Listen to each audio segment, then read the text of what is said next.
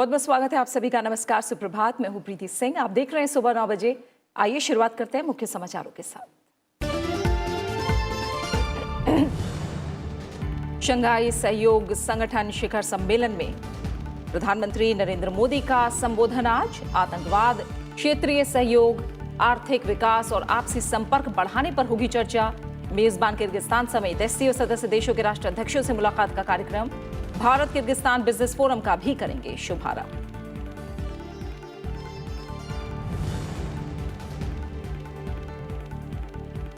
SCO शिखर सम्मेलन से इतर प्रधानमंत्री नरेंद्र मोदी की अफगान राष्ट्रपति के साथ द्विपक्षीय वार्ता। अफगानिस्तान में समावेशी शांति प्रक्रिया की दिशा में भारत की भूमिका पर चर्चा। चीन के राष्ट्रपति से वार्ता में प्रधानमंत्री नरेंद्र मोदी ने कहा, आतंकवाद मुक्त माहौल के लिए ठोस कदम उठाए पाकिस्तान। रूसी राष्ट्रपति पुतिन के साथ व्यापार, ऊर्जा और रक्षा सहयोग बढ़ाने पर बातचीत।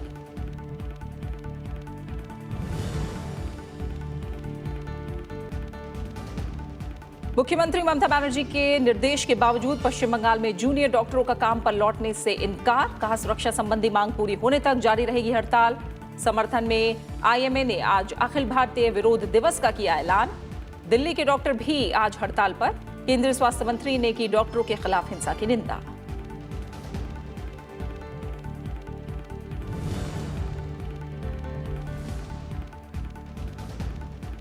ओमान की तरफ बढ़ा चक्रवाती तूफान वायु। खतरा टलने के बाद भी गुजरात में सतर्क प्रशासन। तटीय जिलों में भारी बारिश के मद्देनजर शिक्षण संस्थान आज भी बंद। रक्षा मंत्री राजनाथ सिंह ने की नौसेना की तैयारियों की समीक्षा।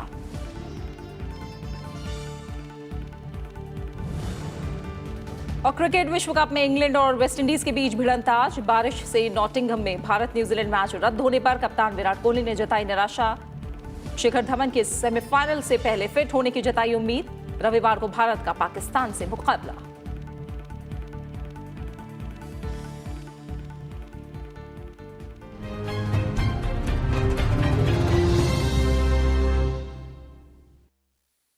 प्रधानमंत्री नरेंद्र मोदी के किर्गिस्तान दौरे का आज दूसरा दिन है। प्रधानमंत्री नरेंद्र मोदी अब से कुछ देर बाद बिश्केक में आला आर्का प्रेसिडेंशियल पैलेस पहुंचेंगे, जहां वो एससीओ के सदस्यों के साथ संयुक्त फोटोग्राफी कार्यक्रम में शामिल होंगे। प्रधानमंत्री नरेंद्र मोदी एससीओ शिखर सम्मेलन में हिस्सा लेंगे।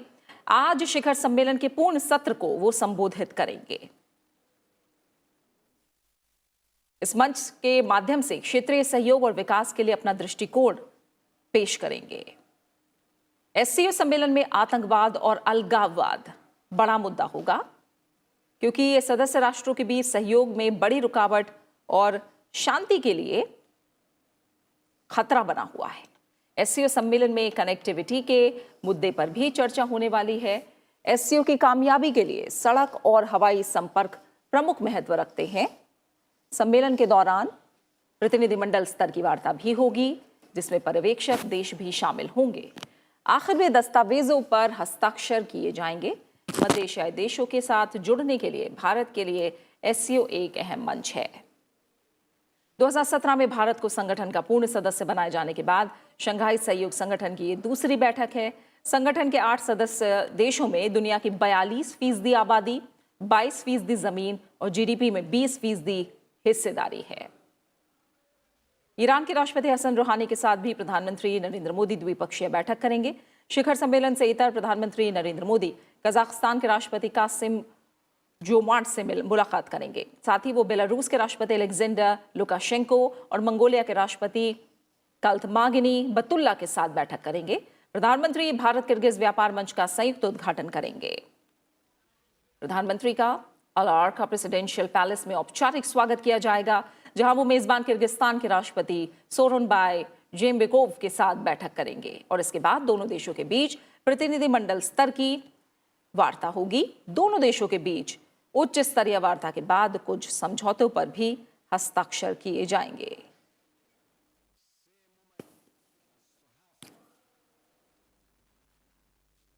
शंघाई सहयोग संगठन शिखर सम्मेलन का आयोजन किर्गिस्तान की राजधानी बिश्केक के आला आर्का प्रेसिडेंशियल पैलेस में हो रहा है।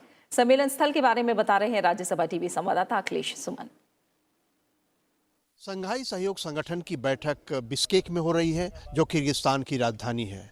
बिश्केक में यही वो जगह है जहां शंघाई शिखर सम्मेलन होना है। यहीं 8 राष्ट्रों के शासनाध्यक्ष आएंगे, ऑब्जर्वर आएंगे और डायलॉग पार्टनर देशों के जो सरकारों के प्रमुख हैं वे सभी आएंगे। इस जगह को अल अर्चा कहते हैं। अल अर्चा वो जगह है जो किर्गिस्तान के राष्ट्रपति निवास के अंदर स्थित है। इसी भवन के अंदर शिखर सम्मेलन होगा। 10 बजे से शिखर सम्मेलन की शुरुआत होगी और 10 बजे के बाद समझा ये जाता है कि तकरीबन 4 घंटे तक कई सत्रों में चलेगा। एक सत्र ऐसा होगा जिसमें कि केवल शासनाध्यक्ष बैठेंगे। उसके बाद एक सत्र ऐसा होगा जिसमें शंघाई सहयोग संगठन के सदस्य देशों के शासनाध्यक्षों के अलावा जो ऑब्जर्वर स्टेट हैं, ऑब्जर्वर स्टेट के अलावा जो डायलॉग पार्टनर हैं उनके भी लोग रहेंगे। और उसके बाद एक बिश्केक डिक्लेरेशन की घोषणा भी की जाएगी। बिश्केक डिक्लेरेशन खास तौर पे यह माना जा रहा है कि जिस तरीके से पूरे विश्व में एक तरह से आर्थिक टकराव का दौर आ रहा है, उस आर्थिक टकराव के दौर के बारे में भी उस घोषणा पत्र में होगा। यह भी समझा जा रहा है कि बिश्केक घोषणा पत्र में आतंकवाद के खिलाफ एकजुटता स्थापित करने की भी बात होगी। तो प्रधानमंत्री नरेंद्र मोदी तकरीबन 10 बजे यहाँ आएंगे और उसके बाद शिखर सम्मेलन की कार्रवाइयों में शामिल होंगे।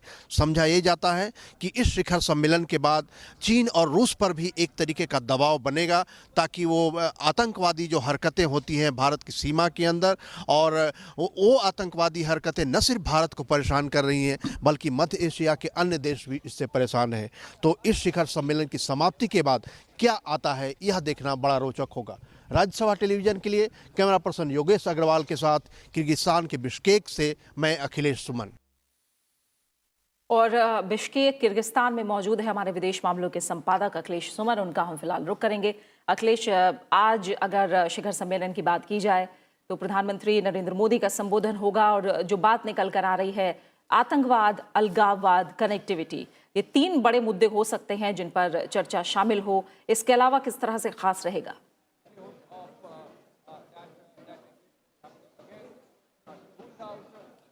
देखिए, सबसे महत्वपूर्ण बात यह है कि इस तरह का शिखर सम्मेलन जब होता है तो उस समय आपके पास अवसर होता है कि जिन समस्याओं से आप रूबरू हो रहे हैं उन समस्याओं को सामने उठाएं, और जिन समस्याओं से पूरी दुनिया रूबरू हो रही है उसे हल करने में आपकी क्या भूमिका हो सकती है, इसे जनता जो प्रतिनिधि मंडल है उसको बताएं। और इसी के आधार पे गोलबंदियां होती हैं, जो बनते हैं, विभिन्न देशों के समूह बनते हैं, लोग आके आपसे अपनी समस्याएं भी कहते हैं। तो यह 2 तरीके की इसमें बात होती है। एक तो कि औपचारिक संबोधन, जिसके माध्यम से आपके देश का जो आधिकारिक वक्तव्य है, आधिकारिक जो स्थिति है किसी मुद्दे पे, तो खास तौर पे आतंकवाद और अलगाववाद, उसके अलावा कनेक्टिविटी, उसके अलावा जो आर्थिक टकराव का जो दौर है उस आर्थिक टकराव, क्योंकि दुनिया के सभी देशों में एक तरीके के प्रोटेक्शनिज्म की प्रवृत्ति बढ़ रही है, तो उस प्रोटेक्शनिज्म का क्या असर होगा और किस तरीके से जो प्रतिस्पर्धी देश हैं अपने व्यापार को भी जारी रखें और अपनी आर्थिक स्थिति को भी बाहरी देशों के डंपिंग से बचा पाएँ। तो ये एक बहुत ही मौजूद सवाल है जिसमें इस सम्मेलन में भी चर्चा होगी। और जैसा कि आप जानते हैं कि चीन सबसे बड़ा उत्पादक देश है जो पूरी दुनिया में सामान जाता है, और चीन के खिलाफ नज़रें हैं, अमेरिका की भी नज़रें हैं, यूरोप की भी नज़रें हैं। तो जब चीन के राष्ट्रपति वहाँ रहेंगे तो निश्चित तौर पे व्यापार के मामले में दुनिया के अन्य देशों को किस तरह की रियायत देना चाहते हैं, क्योंकि ये तथ्य है कि चीन अपने यहाँ आयात नहीं करता, कहीं से बहुत कम आयात करता है। इसलिए दुनिया के सभी देश जो चीन से आयात करते हैं उनको ये समस्या होती है कि व्यापार में जो असंतुलन है वो असंतुलन दूर होना चाहिए। तो मुझे लगता है कि भारत, चीन, रूस और इन सारे देशों की मौजूदगी में चीन के राष्ट्रपति का भी वक्तव्य काफ़ी अहम होगा। और प्रधानमंत्री नरेंद्र मोदी जो कनेक्टिविटी के बारे में, जो कि भारत और मध्य एशिया के बहुत पुराने व्यापारिक और सांस्कृतिक संबंध रहे हैं, और अगर कनेक्टिविटी नहीं रहेगी तो हम उन संबंधों को अमली जमा जो आज चाहते हैं कि और सक्रिय रूप से, और मैं देखता हूँ कि यहाँ के लोगों में, यहाँ की सरकार सब में एक इच्छा है कि भारत के साथ जुड़े। और उस जुड़ने में जो एक समस्या है वो समस्या है जो सड़क रास्ते से जो हमारा रास्ता अवरुद्ध करके रखा है पाकिस्तान ने, कि उधर से कोई सामान नहीं आ सकता, कोई ट्रक गाड़ी नहीं आ सकती। बहुत बहुत शुक्रिया फिलहाल इस जानकारी को बिश्केक किर्गिस्तान से हम तक पहुंचाने के लिए। आपका और एससीओ सम्मेलन में शामिल होने किर्गिस्तान पहुंचे प्रधानमंत्री नरेंद्र मोदी ने कल सम्मेलन से इतर अफगानिस्तान के राष्ट्रपति अशरफ गनी से मुलाकात की और युद्ध प्रभावित देश में समावेशी शांति प्रक्रिया की दिशा में भारत की ओर से निभाई जा रही भूमिका पर चर्चा की। दोनों नेताओं ने अफगानिस्तान में स्थिति पर दृष्टिकोण साझा किया, जिसमें समावेशी शांति प्रक्रिया की दिशा में भारत की तरफ से निभाई जा रही भूमिका शामिल है।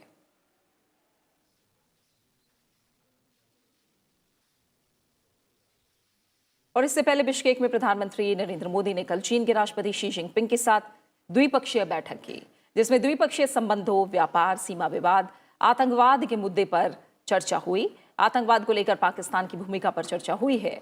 भारत ने कहा कि पाकिस्तान अपने यहाँ आतंकवाद के खिलाफ कार्रवाई को लेकर गंभीर नहीं है। प्रधानमंत्री ने मसूद अजहर को वैश्विक आतंकी घोषित कराने में चीन की मदद की सराहना की।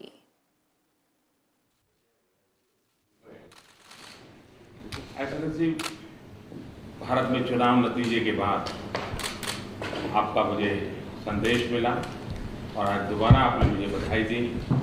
मैं इसके लिए आपका बहुत बहुत आभारी हूँ। और जैसा आपने कहा, आपके साथ आने वाले दिनों में मिल करके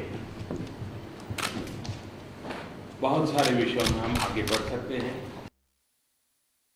Prime Minister in fact said that we have a consistent position with respect to Pakistan. We discuss all issues through a bilateral mechanism and we look for peaceful settlement through negotiation. We are committed to this process. The Prime Minister recalled that he has made efforts in this regard and these efforts have been derailed.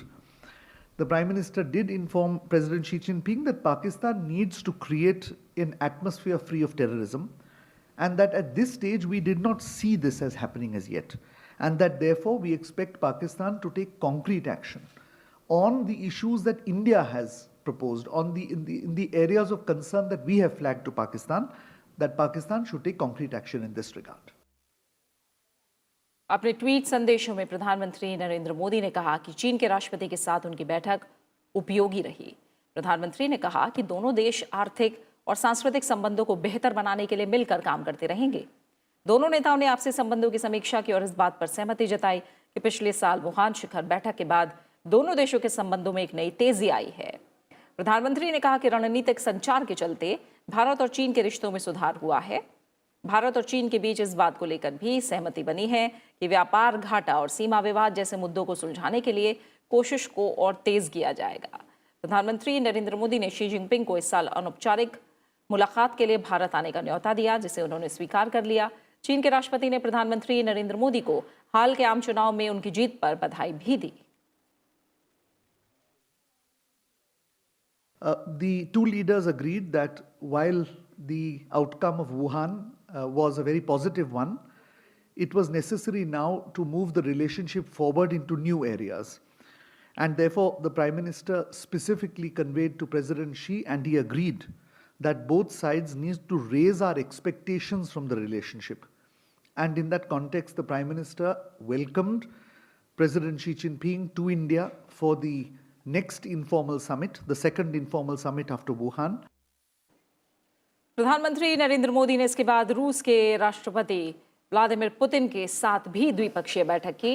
इसमें द्विपक्षीय संबंधों, रणनीति, साझेदारी, रक्षा सहयोग समेत कई अहम मुद्दों पर बातचीत हुई। राष्ट्रपति पुतिन ने सितंबर की शुरुआत में रूस के व्लादिवोस्टोक में पूर्वी आर्थिक मंच में मुख्य अतिथि के रूप में प्रधानमंत्री को आमंत्रित किया है और प्रधानमंत्री नरेंद्र मोदी ने निमंत्रण स्वीकार कर लिया है। हम तय करें तो समय सीमा में कितना बड़ा काम कर सकते हैं, ये उदाहरण आपने प्रस्तुत किया, इसके लिए मैं आभारी हूँ। और इसके मूल में हमारे दोनों के बीच विश्वास और दोस्ती का माहौल बना है, तो उसका तो रोल है ही है। लेकिन भारत के घनिष्ठ और पुराने मित्र के रूप में रशिया की जो भूमिका है, उसका भी बहुत बड़ा रोल है। और इसके लिए मैं फिर से एक बार आपका आभार व्यक्त करता हूँ। ये बात सही है कि हम लोग मिलेंगे, आने वाले दिनों में हम जापान में भी मिलेंगे, और वहाँ भी मेरा मत है कि हमारा चाइना, रशिया, इंडिया जो समिट है वो उसको हमने आगे बढ़ाना चाहिए। हमारे बीच भी हमारी मुलाकातें बढ़ती रहनी चाहिए। Both leaders recognize the special significance of the partnership as an important pillar for stability in the world of the future.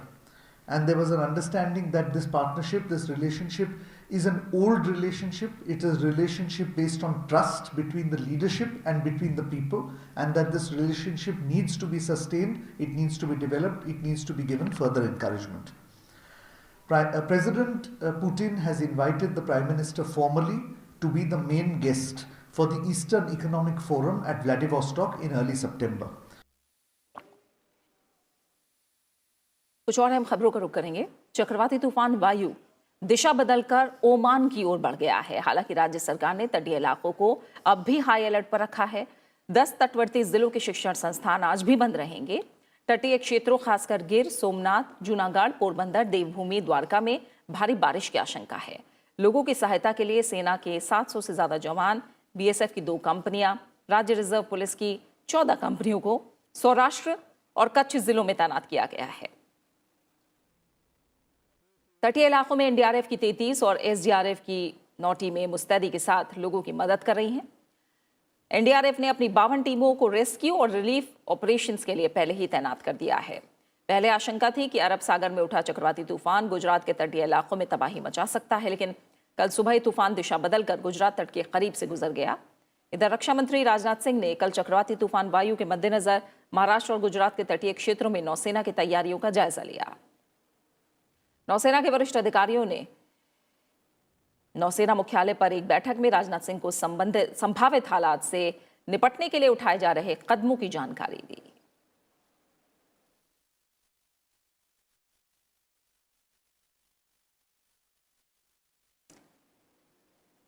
चक्रवाती तूफान वायु अब दिशा बदलकर ओमान की ओर बढ़ गया है। क्या ताजा अपडेट है, जानने के लिए हम रुक करेंगे। हमारे संवाददाता विपिन चौहान हमारे साथ जुड़े हुए हैं। विपिन, फिलहाल जो तूफान वायु है वो दिशा बदलकर अब ओमान की ओर बढ़ गया है। फिलहाल क्या हालात हैं, क्या बताया जा रहा है, क्या संकट पूरी तरह से टल गया है?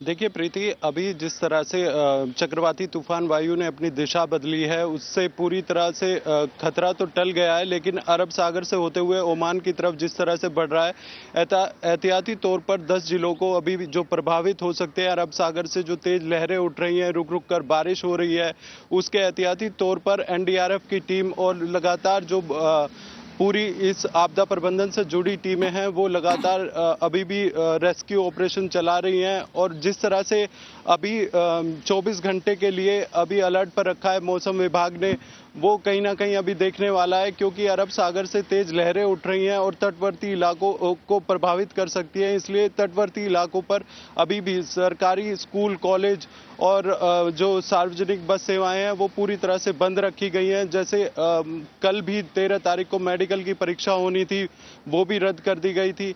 और तमाम जो एजेंसीज हैं सुरक्षा, यानी गुजरात के तटीय इलाकों के लिए जो खतरा बना हुआ था चक्रवाती तूफान वायु, बुधवार देर रात अचानक उसने अपनी राह बदली है, लेकिन गुजरात सरकार ने प्रशासन को शुक्रवार यानी आज तक हाई अलर्ट पर बने रहने का आदेश दिया है। फिलहाल बहुत बहुत शुक्रिया आपका विपिन, इस जानकारी को हम तक पहुंचाने के लिए। बात कुछ और खबरों की। मुख्यमंत्री ममता बनर्जी के निर्देश के बावजूद पश्चिम बंगाल में जूनियर डॉक्टरों ने काम पर लौटने से इनकार कर दिया है। सुरक्षा संबंधी मांग पूरी होने तक डॉक्टरों ने हड़ताल जारी रखने का आह्वान किया है। पश्चिम बंगाल में जूनियर डॉक्टरों की हड़ताल से स्वास्थ्य सेवाओं का संकट गहराता जा रहा है। हड़ताल की आंच अब राजधानी दिल्ली तक पहुंच गई है और डीएमए यानी दिल्ली मेडिकल एसोसिएशन ने भी आज मेडिकल बंद रखने का फैसला किया है। गुरुवार को भी डॉक्टरों ने विरोध जताने के लिए पट्टी बांधकर काम किया। इधर महाराष्ट्र के रेजिडेंट डॉक्टर भी आज शाम 5 बजे तक सांकेतिक हड़ताल पर रहेंगे। इस बीच पश्चिम बंगाल के हड़ताली डॉक्टरों के समर्थन में आईएमए ने आज अखिल भारतीय विरोध दिवस का ऐलान किया है। हड़ताल के चलते मरीजों और तीमारदारों को संकट का सामना करना पड़ रहा है। वहीं इस मामले पर राजनीति भी गर्मा गई है। विपक्षी दलों ने स्वास्थ्य मंत्री के तौर पर ममता बनर्जी से इस्तीफा मांगा है, तो ममता बनर्जी ने भी बीजेपी और सीपीएम पर मामले को तूल देने का आरोप लगाया है। इन सबके बीच केंद्रीय स्वास्थ्य मंत्री हर्षवर्धन ने डॉक्टरों के खिलाफ हिंसा की कड़ी निंदा की है। उन्होंने कहा कि इस मामले को मुख्यमंत्रियों के साथ उठाया जाएगा ताकि भविष्य में ऐसी घटनाओं से बचा जा सके। वहीं पश्चिम बंगाल में राजनीतिक हिंसा खत्म करने के तरीकों पर चर्चा के लिए राज्यपाल केशरीनाथ त्रिपाठी की ओर से गुरुवार को बुलाई गई सर्वदलीय बैठक में सभी दलों के बीच राज्य में शांति और सौहार्द कायम करने से जुड़े बिंदुओं पर चर्चा की गई है। राजभवन की ओर से जारी विज्ञप्ति के अनुसार पश्चिम बंगाल में शांति और सौहार्द कैसे कायम किया जाए, संबंध में राजनीतिक दलों के नेताओं ने खुलकर और विस्तार से अपनी बात रखी है। बयान में कहा गया है कि लोकतांत्रिक संस्थाओं, मूल्यों और अधिकारों की रक्षा की जानी चाहिए और कानून व्यवस्था को पूरी पारदर्शिता के साथ लागू किया जाना चाहिए। हिंसा रुकनी चाहिए क्योंकि हिंसा के कारण सिर्फ और सिर्फ राज्य की हार होती है। इस बीच राष्ट्रीय अनुसूचित जाति आयोग का 5 सदस्यीय दल आज हिंसा पीड़ित संदेश खली का दौरा करेगा। जहां शनिवार को बीजेपी टीएमसी कार्यकर्ताओं में झड़प में 3 लोगों की मौत हो गई थी। दिल्ली में बीजेपी अध्यक्ष अमित शाह की अध्यक्षता में पार्टी के राष्ट्रीय पदाधिकारियों, प्रदेश अध्यक्षों, संगठन मंत्रियों और प्रभारियों की बैठक का आज दूसरा दिन है। इससे पहले कल बीजेपी ने 20% नए सदस्यों के साथ पार्टी के जनाधार को बढ़ाने का लक्ष्य तय किया है और मध्य प्रदेश के पूर्व मुख्यमंत्री को इसका संयोजक बनाया गया है। लोकसभा चुनाव में बड़ी जीत के बाद भारतीय जनता पार्टी के राष्ट्रीय पदाधिकारियों की गुरुवार को पहली बैठक हुई। दिल्ली में पार्टी मुख्यालय में बीजेपी अध्यक्ष अमित शाह ने इस बैठक की अध्यक्षता की। पार्टी ने बताया कि सदस्यता अभियान की शुरुआत हो चुकी है। पार्टी ने मौजूदा 11 करोड़ सदस्यों में 20% की बढ़ोतरी का लक्ष्य रखा है। इसके लिए शिवराज सिंह चौहान को संयोजक और दुष्यंत गौतम, सुरेश पुजारी, अरुण चतुर्वेदी और शोभा सुरेंद्रन को सह संयोजक बनाया गया है। श्री शिवराज सिंह जी चौहान जो पार्टी के संसदीय दल बोर्ड के सदस्य भी हैं, राष्ट्रीय उपाध्यक्ष हैं, वो इस सदस्यता अभियान के संयोजक, उनके साथ श्री दुष्यंत गौतम, श्री सुरेश पुजारी, श्री अरुण चतुर्वेदी और श्रीमती शोभा सुरेंद्रन, ये 4 सह संयोजक बने हैं। अब ये जो टीम है, ये टीम बैठ कर के जल्दी ही आपको सदस्यता का ये जो एक वृद्धि का जो एक अभियान पार्टी का हर तीसरे साल होता है, उसके अभियान के बारे में पूरी जानकारी और उसकी डेट शिवराज सिंह जी अभी एक टीम के साथ बैठक करके शीघ्र ही एक निश्चित समय के अंतर्गत ये सदस्यता की जाएगी, उसकी आपको 2-3 दिनों में जानकारी देंगे।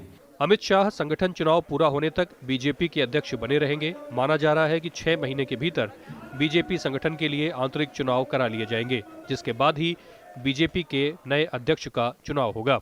2019 के चुनाव के परिणामों का पूरा विषय पार्टी के पदाधिकारियों के सामने रखते हुए पार्टी के अध्यक्ष माननीय अमित शाह जी ने कहा है कि अभी भी भारतीय जनता पार्टी का पीक नहीं आया है। अभी भी जिन क्षेत्रों में पार्टी के कार्य का विस्तार नहीं हुआ है, जिन राज्यों में हमें सफलता नहीं मिली है, समाज के सभी वर्गों तक, सभी लोगों तक पार्टी के काम का, पार्टी की सदस्यता का परिश्रम के साथ आगे बढ़ाने का पूरा विस्तार करना है। ये लगभग तय है कि इस साल होने वाले विधानसभा चुनाव तक अमित शाह ही बीजेपी अध्यक्ष बने रहेंगे। इस साल के अंत तक झारखंड, हरियाणा और महाराष्ट्र में विधानसभा चुनाव होने हैं। नए साल के साथ ही भारतीय जनता पार्टी को नया राष्ट्रीय अध्यक्ष भी मिल सकता है। पंचानन मिश्रा, राज्यसभा टीवी। केंद्रीय मानव संसाधन विकास मंत्री डॉक्टर रमेश पोखरियाल निशंक ने केंद्रीय भाषाई संस्थानों के प्रमुखों के साथ कल समीक्षा बैठक की। उन्होंने कहा कि संस्कृत शिक्षा को बढ़ावा देने के लिए अधिक से अधिक प्रशिक्षित संस्कृत अध्यापकों की संख्या को बढ़ावा देने का लक्ष्य होना चाहिए ताकि संस्कृत भाषा को नया आयाम मिल सके। इसके माध्यम से हम दुनिया तक संस्कृत को पहुंचा सकते हैं। संस्कृत पर विशेष बल देते हुए उन्होंने कहा कि संस्कृत संस्थानों को अपने आसपास कम से कम 2 गांवों को संस्कृत भाषी बनाने का लक्ष्य रखना चाहिए।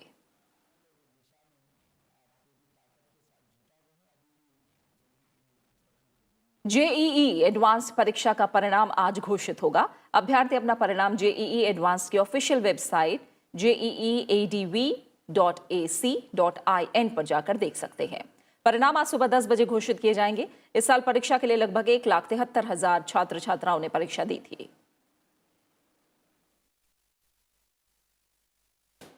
और अब बात क्रिकेट वर्ल्ड कप की।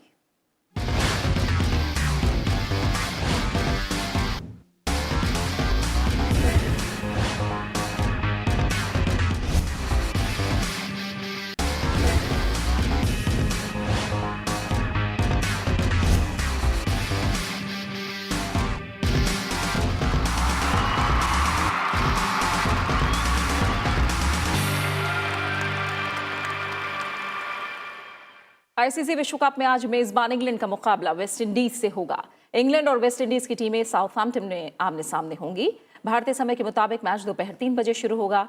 इंग्लैंड ने 3 में से 2 मुकाबले जीते हैं। दूसरी तरफ वेस्ट इंडीज ने पाकिस्तान को आसानी से शिकस्त दी, लेकिन ऑस्ट्रेलिया के खिलाफ उसे हार मिली। दक्षिण अफ्रीका के खिलाफ उसका मैच बारिश की भेंट चढ़ गया।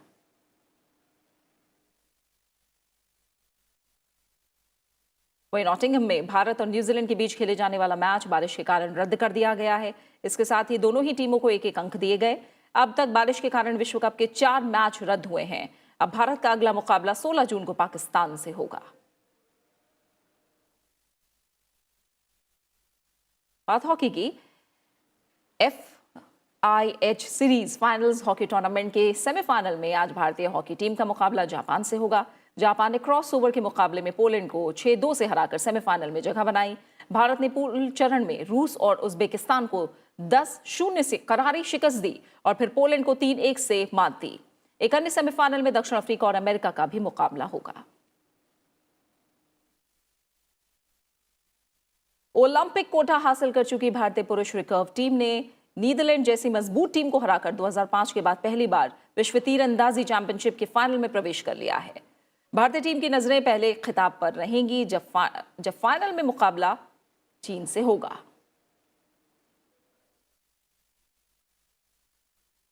प्रधानमंत्री नरेंद्र मोदी ने वीडियो जारी करके पवन मुक्तासन के फायदे बताए हैं। फिलहाल सुबह 9 बजे की खबरों में इतना ही और हम आपको छोड़ जाते हैं इस वीडियो के साथ। आप देखिए इस आसन के कितने फायदे हैं।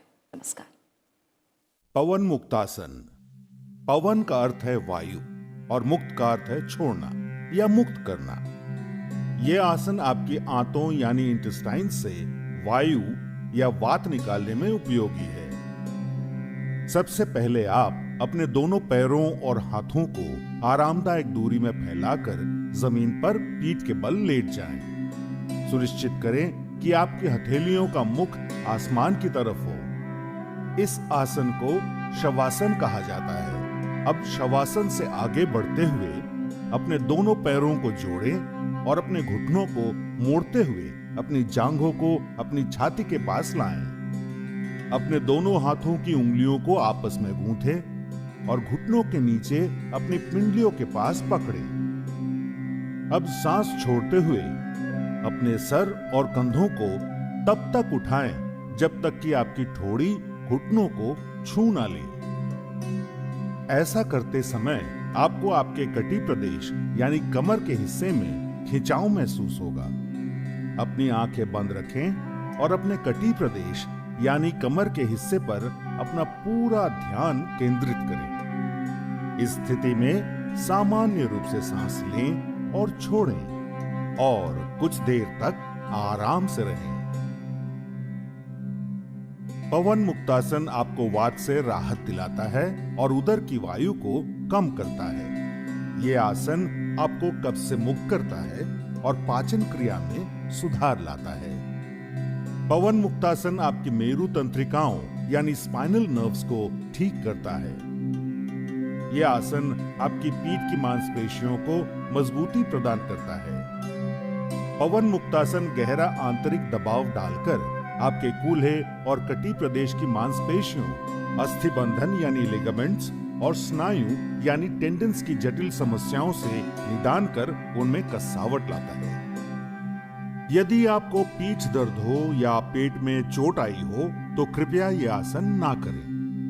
हर्निया और सायाटिका के रोगियों को यह आसन नहीं करना चाहिए। महिलाओं को गर्भावस्था में यह आसन नहीं करना चाहिए।